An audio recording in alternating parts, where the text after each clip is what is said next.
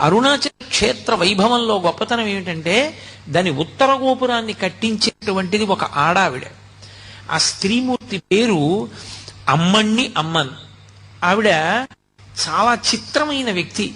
ఆవిడ పరమశివుని అనుగ్రహం చేత ఆవిడికి గొప్ప యోగశక్తులు కలిగాయి. ఆవిడికి గోపురం కట్టించాలని కోరిక. ఆవిడ ప్రతి ఇంటి ముందుకి వెళ్ళి గోపురం కట్టడానికి చందా అడిగేది. డబ్బులు లేవంటారేమోనని ఆవిడ ఇంటి ముందు నిలబడి ఆ ఇంట్లో ఇనప్పెట్టె ఎక్కడుందో, ఇనప్పెట్టెలో ఎక్కడ డబ్బు పెట్టారో ఆ డబ్బు ఎంత ఉందో చెప్పేది. ఇంట్లో ఎక్కడెక్కడ దాచారో, ఎక్కడెక్కడ దాచిన డబ్బు ఎంత ఉంటుందో చెప్పి గోపురం కడుతున్నాను డబ్బు ఇమ్మని అడిగేది.